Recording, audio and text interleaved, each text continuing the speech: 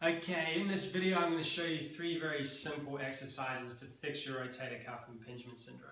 And it's a very common problem, and it's a nasty problem. It can put you out of sports and out of action for weeks, if not months, in many cases. And it's actually relatively simple to put right when you understand what's going on. So first up, before we get into the corrections, let's just review a little bit of the mechanics of what's going on, because the more you understand about that, the easier it is to apply these exercises.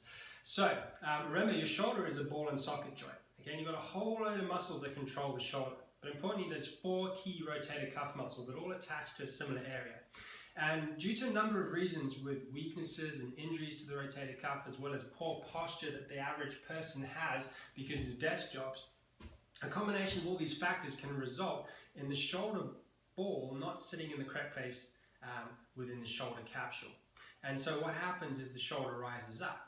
And then as we bring the arm up, we're pinching the tendons at the top part of the shoulder joint in a place known as the subacromial space. The tendons get squished, squashed, inflamed and irritated. That ends up being very painful. So what we've got to do, underlying this mechanism here, the underlying thing that's got to be corrected is the posture, number one. And second, we've got to restore the normal muscle firing patterns to the rotator cuff. So if this is the problem, the shoulders come forward and up, well, it makes sense that we need to strengthen the muscles that bring it down and back. So if you have one of these classic postures, what we call an upper cross posture, where your shoulders are slumped and your upper back is slouched, and if you sit behind a desk and a computer all day long, you really want to consider doing this exercise as often as possible, every 60 to 90 minutes. And it's very simple. What you're going to do is you're going to squeeze your shoulders down and back as you turn your hands out. And the whole goal of this one is to activate the key muscles that sit in between your shoulder blades to pull them down and back. So shoulders go down and back, not up and back, not straight back, but importantly down and back. Twist the hands out and give them hell. Squeeze them hard. You've got to really work this. It takes a fair amount of effort. Pinch hard, hold it for 10 seconds, and then relax. Repeat that 10 to 12 times. So again, shoulders down and back, turn your hands out, pinch the shoulder blades together. Your face should go a bit straight because you've got to work hard to get those shoulder muscles fired up. So that's the first exercise. Very useful. Every 60 to 90 minutes, if you sit behind a computer screen, you're going to want to do that.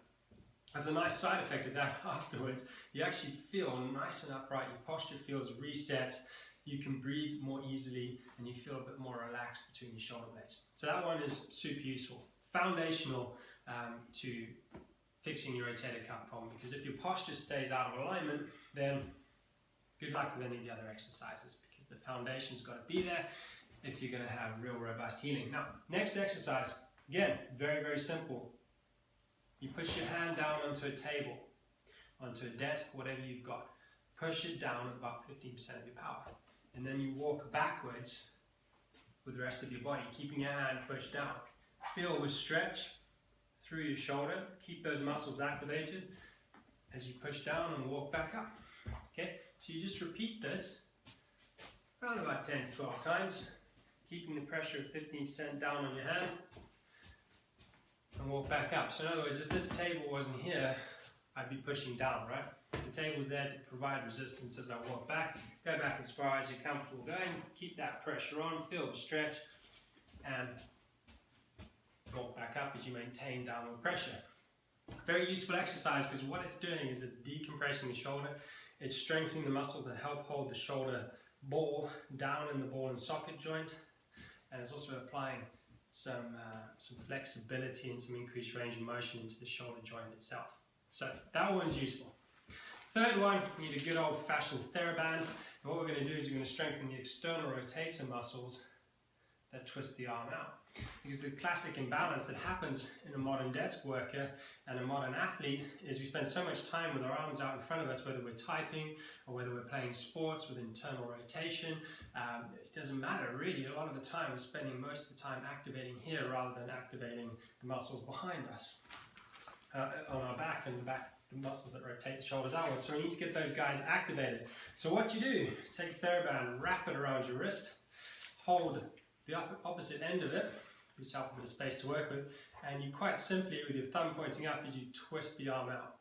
Now the nice thing about using a TheraBand is you get resistance both in concentric contraction as you take the arm out, and eccentric contraction as the arm comes back in. So it's a double whammy really of controlled exercise. So you do it relatively slowly, squeeze out, let it slowly come back in. Again, you're aiming for about 10 to 12 repetitions of this. You could go as high as 15 quite safely. Rest, you're going to want to do 2 or 3 sets of that. And you can do this every day, and I would recommend you do both sides, because the chances are, if you've got rotator cuff impingement on one shoulder, you've got an impingement brewing away on the other, just waiting to happen. So you might as well strengthen both shoulders while you're at it. So there you have it, 3 super simple exercises that help to address the underlying problems of a rotator cuff impingement syndrome. So I will say this one last thing.